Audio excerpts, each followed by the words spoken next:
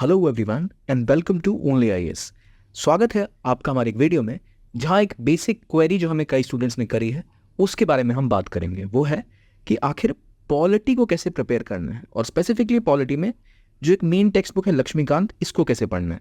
कई सवाल आपके मन में होंगे कि लक्ष्मीकांत के अलावा कोई और ऑप्शन हो सकता है क्या, लक्ष्मीकांत क्यों इतनी रेलेवेंट है, 1200 पन्नों की बुक्स है, इसको कैसे पढ़ा जाए।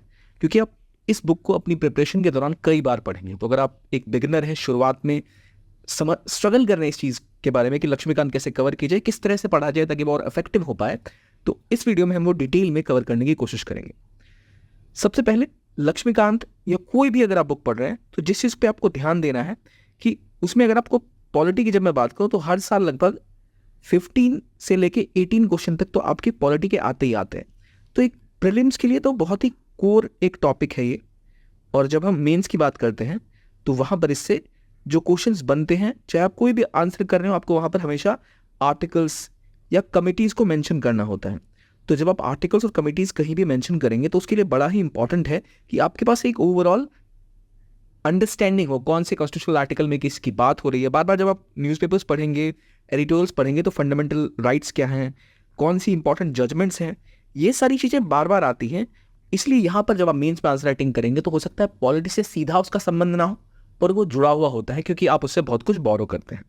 तो जब भी आपको पॉलिटी पढ़नी है तो आपको पहले प्रायोरिटाइज करना होगा कि भाई क्वेश्चंस आ कहाँ से रहे हैं। यहाँ पे मैं बात कर रहा हूँ प्रीलिम्स की, क्योंकि अगर आप बेसिक लेवल पर हैं तो आपको पहले पॉलिटी पढ़नी है ताकि एक तो आप एडिटोरियल समझ सकें कि बातें क्या हो रही हैं। अगर फंडामेंटल राइट्स को कोई मेंशन कर रहा है तो किन आर्टिकल्स की बात हो रही है, 19, 14, 21 गोल्डन ट्राइंगल कहलाता है, क्यों कहलाता है, ये सब चीज़ें आपको बेसिकली पता चलती हैं पॉलिटी से, जिससे आपको मदद मिलती है कि आपको पता है गोलकनाथ केस क्या है, आपको पता है केशवानंद भारती केस क्या है, ताकि आप जो न्यूज़पेपर भी है उसको बेहतर तरीके से समझ पाए। तो उसके लिए बड़ा इंपॉर्टेंट है कि आप पहले ढंग से इस टॉपिक को पढ़ें, लेकिन जब आप पढ़ने बैठ ही रहे तो क्यों ना अच्छे से पढ़ा जाए। तो जब भी आप पॉलिटी को प्रायोरिटाइज कर रहे हैं तो पहले आपको देखना है कि प्रीवियस ईयर क्वेश्चंस कैसे आ रहे हैं प्रीलिम्स में, ताकि आपको एक आइडिया लगता है कि अच्छा मैं इसको पढ़ने बैठ रहा हूँ या बैठ रही हूँ तो किन टॉपिक्स को मुझे पहले फोकस में लेना है और पैटर्न कैसा मूव कर रहा है। पहले कोर आर्टिकल्स पूछे जाते थे, बताओ आर्टिकल 19, 18 इस तरह का कुछ पूछ लिया। अब वो नहीं, अब सब्सटैंटिव क्वेश्चन आते हैं, अब पूछे जाती हैं आपसे चीज़ें पूछी जा रही हैं कि क्या चीज़ें कैसे हैं वो मेंशन करो। तो पैटर्न थोड़ा बदला है तो आपको पता होना चाहिए पैटर्न कैसे बदल रहा है। फिर बात आती है कि आपका सब्जेक्ट बहुत वास्ट है तो कौन से सोर्स को आप पिक कर रहे हैं। आप मल्टीपल सोर्सेज से नहीं पढ़ सकते क्योंकि बहुत ज़्यादा ब्रेड्थ है, एक ही बुक की बहुत मोटाई ज़्यादा होगी। तो आप ना सोर्स पिक कर लें। जनरली लोग लक्ष्मीकांत ही पढ़ते हैं, क्यों पढ़ते हैं वो मेंशन करूंगा, और कितना टाइम आपको लगेगा इसको रिवाइज करने में, क्योंकि लक्ष्मीकांत और पॉलिटी आपको पता लग रहा है 20-25 नंबर के तो हर हाल में क्वेश्चन आपसे यहाँ से आएंगे जो आपसे बन सकते हैं इजीली। तो ये टॉपिक आपको और ये बुक जो आपको बार बार पढ़नी है तो कितना टाइम आपको रिवाइज करने में लगेगा। और रिवीजन की बेस्ट टेक्टिक्स क्या है, एक तो इतनी मोटी बुक है तो शायद अगर नोट्स शॉर्ट नोट्स बना पाए, जैसे आपने पार्लियामेंट का सेक्शन देख लिया तो पार्लियामेंट पे अपने कोई माइंड मैप बना लिया या आपने कुछ शॉर्ट नोट्स बना लिए जो आपको क्विक रिवीजन में मदद कर सके। वो पहली रीडिंग पे नहीं होता, दूसरी या तीसरी रीडिंग पर होता है। वो अगर कोई पॉसिबिलिटी है तो वो भी आपको ध्यान में रखना चाहिए। अब हम बात करेंगे how to basically read Laxmikanth. आगे बढ़े इससे पहले हम एक चीज़ समझने की कोशिश करते हैं कि अगर कोई यूपीएससी की स्टूडेंट तैयारी कर रहा है तो उनको दिक्कतें क्या आती हैं। कि आजकल बहुत सी क्लासेस हैं पर दिक्कत ये आती है कि स्टूडेंट्स रिवाइज नहीं कर पाते। रिवीजन की एक बहुत बड़ी दिक्कत आती है और रिवीजन से रिलेटेड जो भी समस्याएं स्टूडेंट्स की लगातार रही हैं, जो हमें स्टूडेंट्स ने बताई हैं, उन्हें ध्यान में रखते हुए हमने सोचा कि क्यों ना एक कोर्स आपके लिए बनाया जाए जो आपकी इस दिक्कत को सॉल्व कर सके। तो उसके लिए अगर आप ऐसा एक कोर्स ज्वाइन करना चाहते हैं जहाँ पे क्लासेस तो हों और अगली क्लास शुरू होने से पहले पिछली क्लास का रिवीजन हो जाए, हर क्लास के बाद आपका पिछली क्लास का टेस्ट हो, आपकी प्रैक्टिस हो, तो उसको ध्यान में रखते हुए हमारा यूपीएससी का 2024 का फाउंडेशन बैच लॉन्च हो चुका है और जो CTR मॉडल फॉलो करता है, यानी आप कॉम्प्रिहेंसिव रिवीजन करते हो, प्रैक्टिस करते हो, केवल क्लासेस ही नहीं करते हो। ये 16 अगस्त से ये लॉन्च होने वाला है और अगर आप अभी से एनरोल करते हो तो आपको एडिशनल डिस्काउंट भी इसमें मिलेंगे। तो इसकी खास बात क्या है, इसके अंदर हमने सेटअप ऐसा बनाया कि जैसे हमें पता है कि यूपीएससी एक मैराथन की तरह है जहाँ पर केवल आप एक बार दौड़ के, स्प्रिंट नहीं है ये। स्प्रिंट में क्या होता है, 100 मीटर आप दौड़े और जीत गए। एक मैराथन में ऐसा होता है काफ़ी देर तक आपको दौड़ना होता है। उसको ध्यान में रखते हुए यहाँ हमने weekly revision, smart sheet tracker जिसके अंदर आपके टेस्ट होंगे, आपका रिवीजन होगा, यहाँ तक हर हफ्ते आप किसी न किसी एक पीयर टू पीयर सेशन भी होगा आपका। मंथली बेसिस पे आप किसी ब्यूरोक्रेट से या किसी सीनियर जो हमारे ऑफिशियल्स उनसे मिलोगे जिनसे आपको मोटिवेशन भी मिलेगी और आपको एक काम करने का तरीका भी पता लगेगा। तो इसमें आपको वीकेंड पर, जैसे संडे है, उस दिन आपको आपकी वीकली परफॉर्मेंस के हिसाब से एसेस किया जाएगा। तो कई चीज़ें हैं जो आपको हमारे इस यूपीएससी फाउंडेशन कोर्स 2024 में प्रोवाइड की जाएंगी, जो या तो ऑफलाइन है या फिर हाइब्रिड मोड में भी उपलब्ध है, जहाँ पर आपके पास लाइव क्लासेस, रिकॉर्डेड क्लासेस भी होंगी, सीसेट मिलेगा, आपके पास हार्ड कॉपीज़ होंगी, डेली टेस्ट होंगे। इसके साथ इसकी वैलिडिटी 3 साल तक के लिए, तो आपको टेंशन नहीं लेने की, इस साल वो ख़त्म हो जाएगा। आपके पास कुछ ऑप्शन के कोर्सेज का ऑप्शन भी रहेगा, तो ये हाइब्रिड मॉडल में भी उपलब्ध है और ऑफलाइन भी उपलब्ध है। तो अगर आप चाहें तो आप ज़रूर इसको एक बार आजमा सकते हैं। बहुत अच्छा कोर्स हमने बनाया जो स्टूडेंट्स की दिक्कतें हैं उसको ध्यान में रखते हुए। So I hope you will like to interact regarding this course. तो चलिए अब आगे बढ़ते हैं। जैसे हमने देखा लक्ष्मीकांत हमें पढ़नी है, पॉलिटिक्स से बहुत सारे क्वेश्चंस प्रीलिम्स और मेंस में आ रहे हैं, लेकिन इसकी एक डायमेंशन है। एक डायमेंशन है स्टैटिक। स्टैटिक में क्या है कि आपको जो सोर्सेज होते हैं वो कौन से हैं, और एक करंट में क्या आता है। इसमें मैंने बोला कि जैसे आर्टिकल 370 बड़ा इंपॉर्टेंट पार्ट था पॉलिटी के सिलेबस का पहले, अब कश्मीर तो का सिस्टम चेंज हो गया, तो जो आर्टिकल बदला 370A 370B जितने भी 370 371 आर्टिकल हैं, इसकी जो भी कहानी है वो पूरी अब इंपॉर्टेंट हो गई थी जब ये चेंज हुआ था। तो उसके बारे में बहुत से आर्टिकल्स न्यूज़पेपर्स में लिखे गए थे, न्यूज़पेपर आर्टिकल्स।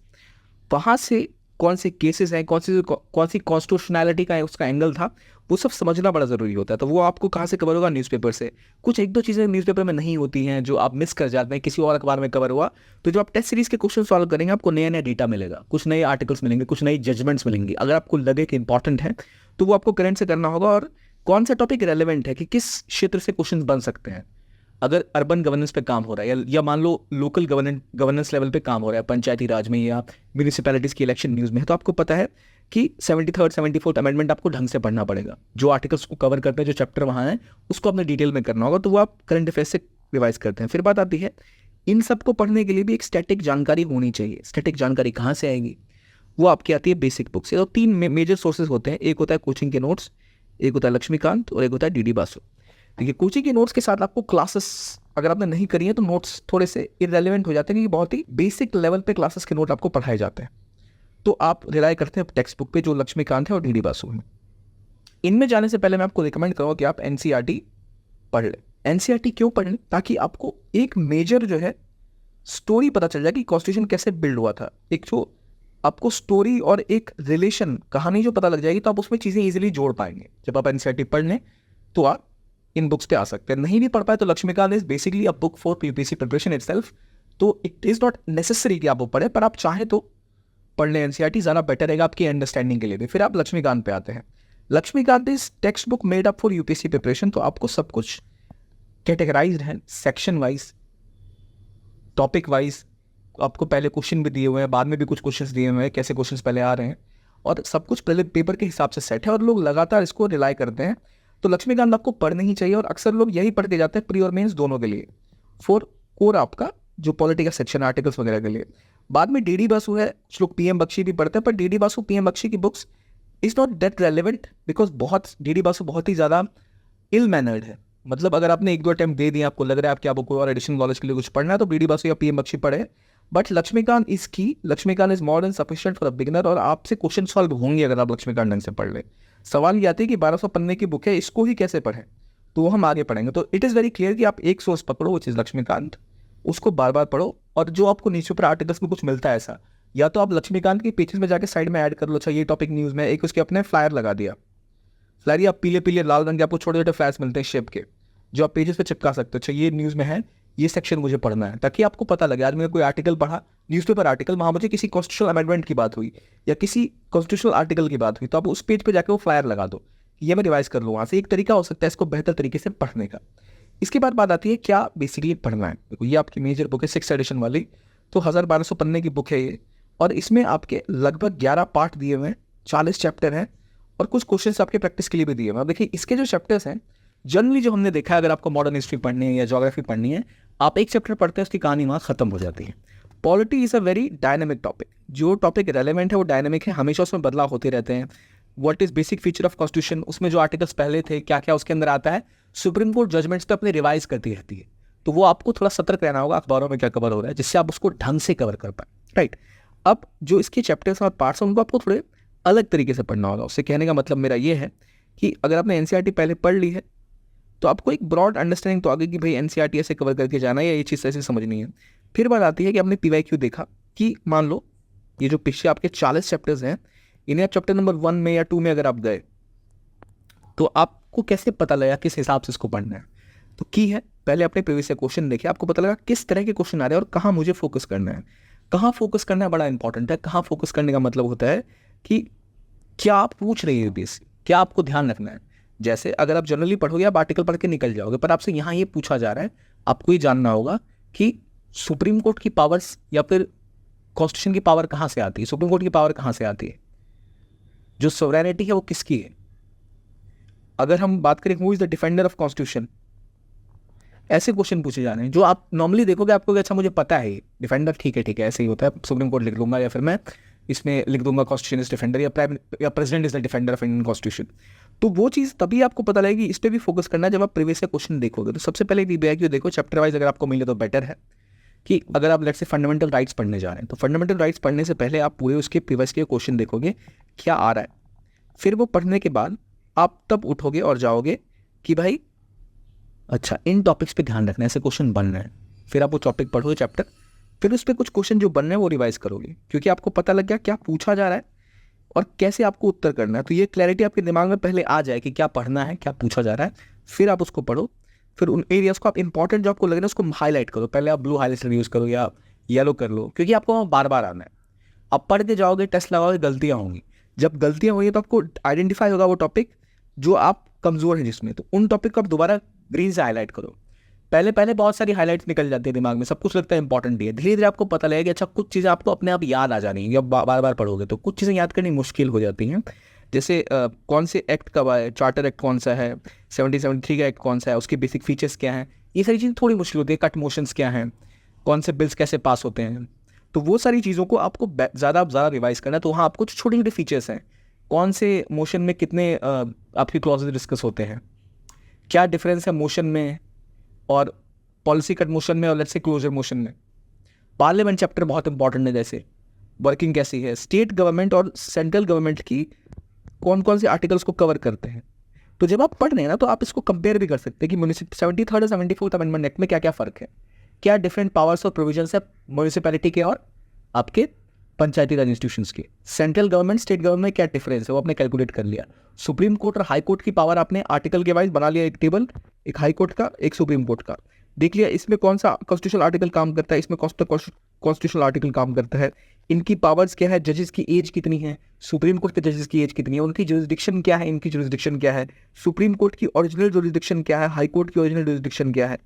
ये मुझे कैसे पता लग रहा है, क्योंकि ये क्वेश्चन पूछे गए। इस तरह से ना आपने हाई कोर्ट पढ़ा, सुप्रीम कोर्ट पढ़ा, आप पढ़ते चले जाओगे, आंसर गलत हो जाएंगे जब आप पढ़ के जाओगे तब भी, क्योंकि आपने इस डायमेंशन से नहीं सोचा है। तो जो भी आपको मिले जहाँ पर कंपेयर आप कर पाओ, तो वहाँ कंपेयर करना बड़ा ज़रूरी है इस प्रिपरेशन में। कैसे प्रिपेयर करेंगे मैं बताता हूँ। देखिए सबसे इंपॉर्टेंट चीज़ जिस पॉलिटी में आती है वो फंडामेंटल राइट्स और डीपीएसपी। इस पर बहुत ज़्यादा क्वेश्चंस आते हैं और काफ़ी ये पास चैप्टर भी है, आपको इसको डिटेल में पढ़ना है, क्योंकि हमेशा न्यूज़ में, आर्टिकल्स में, मेंस में आपको चीज़ें काम आएंगी। तो आप इसको ढंग से पढ़ोगे। इसके इंपॉर्टेंट जो कोर्ट केसेस से रिलेटेड हैं, जो इसमें कमिटीज़ कुछ अगर आपको रिकमेंडेशन दे रही है, जैसे फंडामेंटल ड्यूटीज़ आपने पढ़ा तो स्वर्ण सिंह कमेटी क्या थी, क्या रिकमेंडेशन किस कमेटी की रही है, वो सब आपने पढ़ा। लेकिन इसकी वजह से, फंडामेंटल राइट्स की वजह से क्या फ़र्क आया इंडिया के कॉन्स्टिट्यूशनल आर्टिकल्स में। शंकरी प्रसाद केस क्या है, गोलकनाथ केस क्या है, ये सारे केसेस और जो भी इनका जैसे जैसे शुरुआत हुई, इन केसेस के बारे में पढ़ना आपको बड़ा ज़रूरी है। तो आप सेंटर में रखोगे फंडामेंटल राइट्स और डीपीएसपी को, और साथ साथ देखो कौन से एक्ट है जो इंपॉर्टेंट है, कौन सी बॉडीज हैं जो रिलेटेड हैं, कौन से कॉन्स्टिट्यूशनल आस्पेक्ट्स रहे हैं इसके साथ, पार्लियामेंट या गवर्नमेंट की कौन सी इंपॉर्टेंट प्रोविजंस या स्कीम्स जो इसके आसपास घूम रही हैं। इस तरह आप इसको कवर करोगे ना, तो आपको पूरी मल्टी डायमेंशनलिटी कवर हो जाएगी। यहाँ सिर्फ एफआर और डीपीएसपी की बात नहीं है। अगर आप मान लो पार्लियामेंट पढ़ रहे हो, पार्लियामेंट में आप पहले देखोगे, पार्लियामेंट में आप पढ़ रहे हो लेट्स से लॉज, तो इंडिया में लॉज कैसे बनते हैं, कौन से मोशंस चलते हैं, बिल्स कैसे इंट्रोड्यूस होते हैं, बिल्स कौन सी बॉडी इंट्रोड्यूस करती है। तो वो एक मेंटल चार्ट बनाना बड़ा ज़रूरी है, और उसमें आपको ये सवाल अगेन बड़े इंपॉर्टेंट होंगे। आप क्या पढ़ रहे हो, मान लो आप पढ़ रहे हो कुछ भी, आप पिक कर लो। आप मान लो पार्लियामेंट, क्योंकि मैं पार्लियामेंट पर जोर इसलिए दे रहा हूँ कि वो बहुत इंपॉर्टेंट टॉपिक है, या फिर तो बहुत लेंथी भी है। अगर आप मान लो पार्लियामेंट ही पढ़ रहे हो,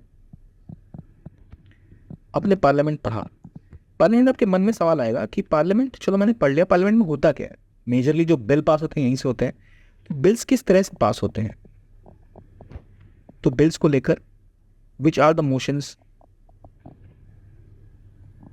बिल्स के क्या स्टेप्स होते हैं, कौन बिल को इंट्रोड्यूस कर सकता है, प्राइवेट मेंबर बिल क्या होता है, बिल कैसे डिफीट होता है, नो कॉन्फिडेंस मोशन कैसे आता है, ये सब आपके चैप्टर की सब हेडिंग में बोल्ड में लिखा होता है। तो जो भी चीज़ें बोल्ड में लिखी हुई हैं, आपने जब चैप्टर पढ़ लिया, इंपॉर्टेंट चीज़ें हाईलाइट कर ली, आपने बोल्ड वाला सेक्शन देखा था, अच्छा इसका क्या होगा, सब पॉइंट सब पॉइंट सब पॉइंट, आप ऐसे करके देख रहे हो तो आपको आइडिया रहेगा, अच्छा मैंने पार्लियामेंट पढ़ा, मैंने इसकी जितनी डिटेल सब पॉइंट है सब पे नज़र डाल दी। इसको रिवाइज करने का एक और अच्छा तरीका ये होता है कि जब आप कंटेंट लिस्ट चैप्टर का देखते हो ना, सामने जो आते हैं इंडेक्स में, वहाँ से आप रिवाइज करो कि मैंने फंडामेंटल राइट्स पढ़ लिया तो मुझे पता है फंडामेंटल राइट्स कितने प्रकार के हैं, कौन कौन से हैं, कौन कौन सा आर्टिकल किसको कवर करता है, किससे जुड़ा हुआ कौन सा केस है, कहाँ चेंजेस हुए, राइट टू पॉवर्टी कब बदली गई, क्यों हटाई गई, कौन से केस से जुड़े हुए सुप्रीम कोर्ट के केसेस जो पूछे जा रहे हैं। ये आइडिया तब लगता है जब उस चैप्टर पर घुसने से पहले आप थोड़े PYQ देख लो, ठीक है।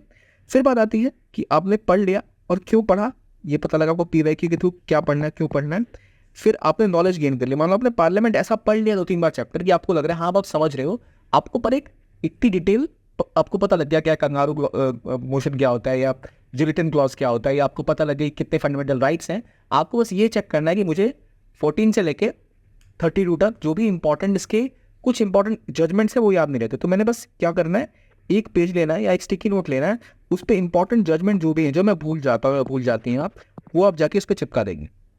तो आपको जब भी लक्ष्मीकांत पलटाओगे इंपॉर्टेंट जजमेंट सामने दिख गई, या जो पॉइंट आप भूल जाते हो बार बार, यार चीज़ याद नहीं रह रही मुझे, जैसे अगर आप एक्ट पढ़ोगे तो किस एक्ट के थ्रू गवर्नर जनरल का पावर एक्सटेंड हुआ, किस एक्ट के थ्रू वाइसराय एंटर हुआ, किस एक्ट के थ्रू उनका प्राइवेट जेट बना किया, ये चीज़ें आप भूल जा रहे हो, तो उसको बेहतर तरीके से आप अलग अलग पेन से हाईलाइट कर लो या गोला बना दो ताकि नज़र सिंपली उस पर पड़ जाए।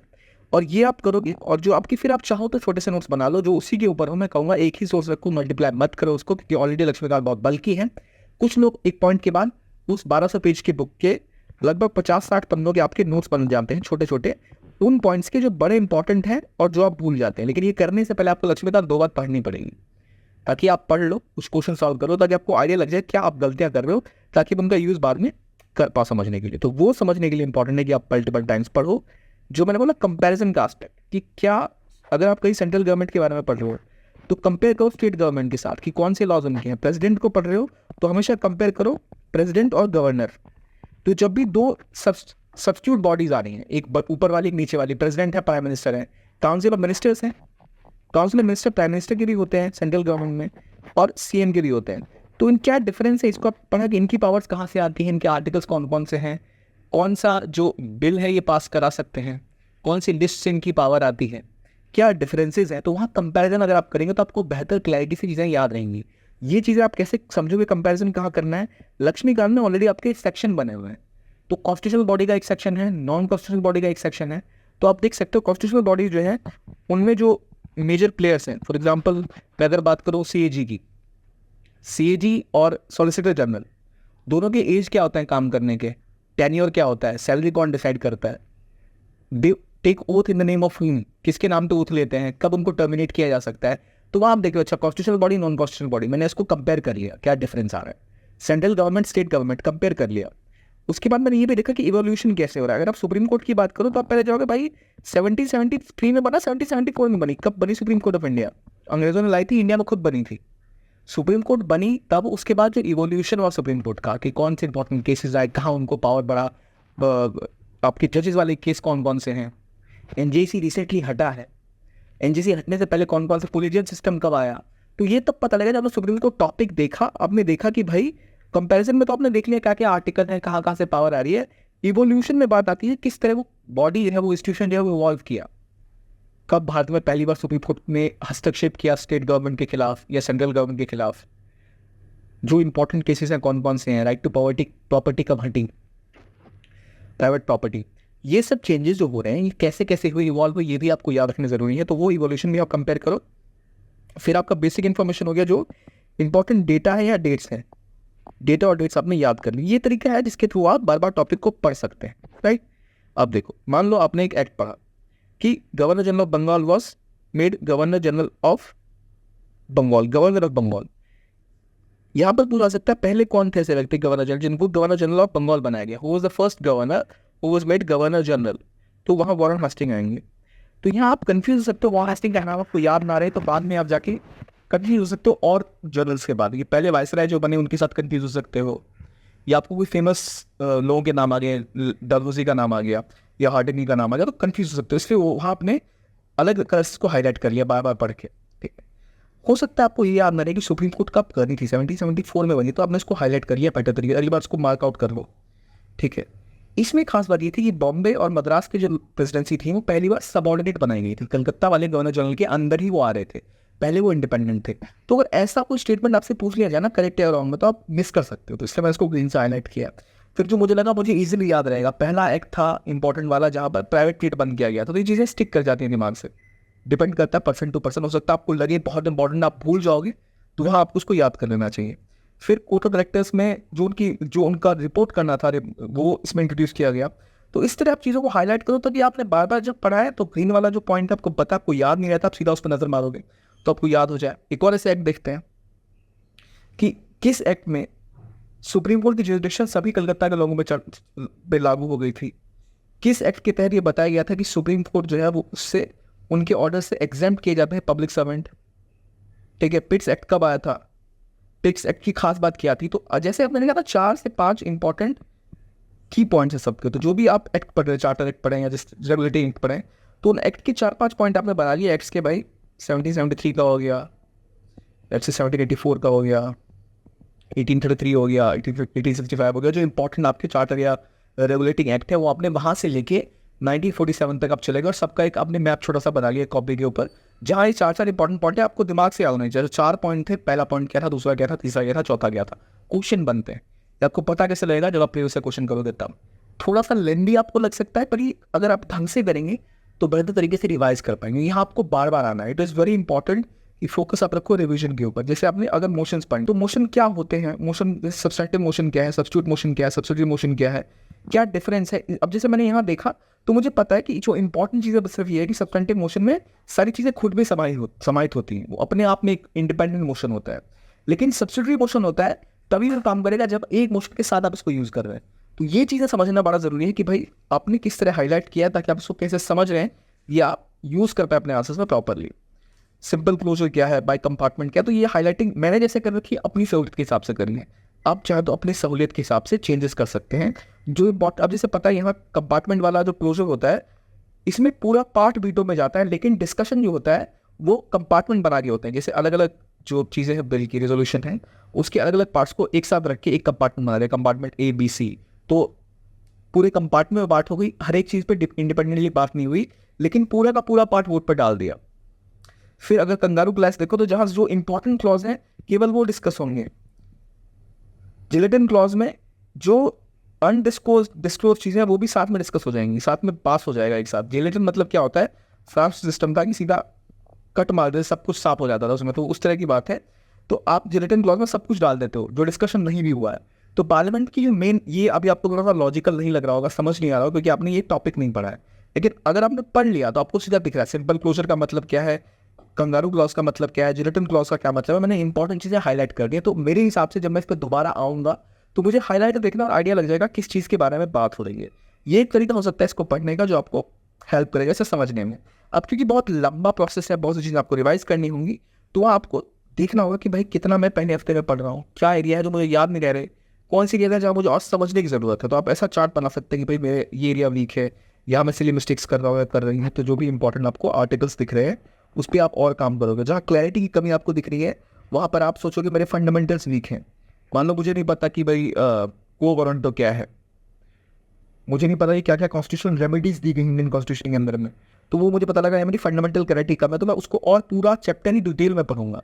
जहाँ मुझे लग रहा है मैं सिली मिस्टेक्स कर रहा हूँ या आपको लगे आप कर रही हैं, तो आप उसके लिए अपने जो अपने आर्टिकल के छोटे छोटे नोट्स बनाए वो पढ़ लोगे। या आपको लगे जजमेंट्स मिस हो रही हैं तो जजमेंट्स जहाँ पर हैं आप उनको जगह रिवाइज कर लोगे। तो एक शॉर्टकट तरीका है जहाँ आप अपनी गलतियों को पहचान सकते हो। ये चीज़ ज़्यादा काम करती है अगर आप टेस्ट सीरीज के साथ इसको फॉलो करो। जब आप क्वेश्चन प्रैक्टिस कर रहे हो कि एरियाज में गलती हो रही है, वहाँ से आप इसको बेहतर तरीके से प्रिपेयर कर सकते हो। जब भी आप कोई सेक्शन कवर कर लो, अगर आपने पार्लियामेंट पढ़ लिया, आपने सेंट्रल गवर्नमेंट पढ़ लिया, आपने जो कॉन्स्टिट्यूशनल बॉडीज है वो पढ़ ली, सुप्रीम कोर्ट पढ़ लिया, हाई कोर्ट पढ़ लिया, आप देखो कि आपने प्रीवियस क्यों किया है, अब सॉल्व हो रहे हैं या नहीं हो रहे हैं। क्या मैं इससे रिलेटेड जो दूसरे सेक्शंस हैं, for example supreme court versus high court हो गया, fundamental rights versus fundamental duties हो गया, ठीक है, प्रियम्बल के बारे में बात हो गई, प्रियम्बल और कैसे फंडामेंटल राइट से वो डिफरेंट है, कैसे जो आपके सॉलिसिटर जनरल हैं वो डिफरेंट है आपके स्टेट गवर्नमेंट के हिसाब से, कौन सी पावर कहाँ से आ रही है, क्या मुझे कुछ नया ऐड ऑन करना है, कुछ नया घटित है, क्या कोई नया कोर्ट केस आया, क्या मुझे वो याद है, कौन से एक्सेप्शंस हैं। एक्सेप्शंस मतलब कुछ एक्ट्स ऐसे होते हैं जहाँ कुछ चीज़ें एक्सेप्टेड होती हैं। मतलब जैसे आपने एक लॉ बनाया, लॉ में कुछ एक्सेप्शंस दे दी, 8 फीट वजह से हमारे देश में सबके पास समानता का अधिकार है, लेकिन उसमें कुछ एक्सेप्शंस दिए हुए हैं कि अगर वो चाहे किसी ऐसी सामाजिक वर्ग का जिसका कल्याणकारी योजनाएं लानी है तो आप ला सकते हो। तो वहाँ पर ओनली शब्द का इस्तेमाल किया गया। तो क्या एक्सेप्शन है वो मेरे क्लियर है कि नहीं, कौन से फैक्ट्स हैं, कौन से टॉपिक न्यूज़ में है, क्या मैंने हाईलाइट्स को ढंग से रिवाइज किया है नहीं, जो मैंने हाईलाइट पिछले रीडिंग में किए थे। ये सारी चीज़ें आप सेक्शन पढ़ो, अपने आप से पूछो, अपने जवाब दे दिया, क्वेश्चन सॉल्व हो रहे हैं, then you are done with the topic, then you can move ahead. तो ये एक तरीका है जिसके थ्रू आप इसको रिवाइज कर सकते हो। कुछ चीज़ें हो सकता है आपको अभी लग रही हो कि मुझे समझ नहीं आया नोट्स वाले सेक्शन में, तो मैं सिंप्लीफाई कर देता हूँ कि फोकस क्या करना है। कि आपने बुक उठाई, प्रीवियस से क्वेश्चन देखा, प्रीवियस से क्वेश्चन देखने के बाद आप चैप्टर में घुस रहे हो, आप ये देखो कि कौन सा पार्ट है वो। फंडामेंटल राइट्स है तो पूरा एक चैप्टर पूरे में आ जाएगा, लेकिन जब आप सेंट्रल गवर्नमेंट के बारे में पढ़ रहे हो तो आपको मिनिस्ट्री के बारे में पढ़ना है, प्राइम मिनिस्टर के बारे में पढ़ना है। तो सीओएम और प्राइम मिनिस्टर के बीच में कौन अपनी पावर किस आर्टिकल से लेता है, कौन प्रेसिडेंट से बात करेगा, किसके इस्तीफा देने के बाद काउंसिल पार्लियामेंट भंग हो जाएगी, ये सारी चीज़ें आप कंपेयर करो तो वो आपको कंटेंट जिसके सेक्शन बने में लक्ष्मीकांत के, उसमें आपको आइडिया लग जाएगा एक बार आप पढ़ना शुरू करोगे तो ये एक बेसिक तरीका है जिसके तो आप लक्ष्मीकांत को शुरू कर सकते हो। बुक उठाई, कंटेंट्स देखी, कौन सी बॉडीज, जैसे आपने स्टेट गवर्नमेंट पढ़ा तो पता आपको स्टेट गवर्नमेंट के अंदर जो स्टेट गवर्नमेंट के ऑफिशियल्स हैं या जो उनकी गवर्नमेंट है वो आएगी। हाई कोर्ट, सुप्रीम कोर्ट अलग अलग है, तो उनकी जुरिसडिक्शन क्या है, तो वहाँ कंपेयर करना बड़ा इंपॉर्टेंट है ताकि आप गलतियाँ ना करो। ठीक है, ये आपको ध्यान रखना है। और जिसमें आप हो सके शॉर्ट नोट्स बना रहे हैं तो आप शॉर्ट नोट्स बना लो, लेकिन पहली रीडिंग पूरी आप लक्ष्मीकांत की करो, हाईलाइट ढंग से करो, मल्टीपल कलर्स यूज़ करो अपनी सहूलियत के हिसाब से, और बाद में 1-2 रीडिंग के बाद ही आप शॉर्ट नोट्स बनाओ। तो हो सकता है कि ये एक लौता तरीका नहीं है, कई लोग अलग अलग स्टेप्स अपनाते हैं, पर जनरली लोग ये फॉलो करते हैं, इसलिए मैं आपको ये सजेशन दे रहा हूँ कि आप ये कर सकते हैं। तो जब आपने कर लिया, अब सिलेबस देखो, मैंने मॉक सॉल्व किए, PYQ सॉल्व किए नहीं किए, क्या मेरे वीक एरियाज है जो बार बार नहीं आ पा रहे, तो उसको आप दोबारा एवेलुएट करते हो, पेपर की जो डिमांड है और आपकी प्रिपरेशन में जो गैप्स हैं उसको आप पूरा करते हो, and that should be your objective. तो ये तरीका था आप किसके टॉपिक का। आई होप आपको अच्छा लगा और समझ आया होगा लक्ष्मीकांत को कैसे अप्रोच करना है। Thanks for watching this video and keep on watching only IAS।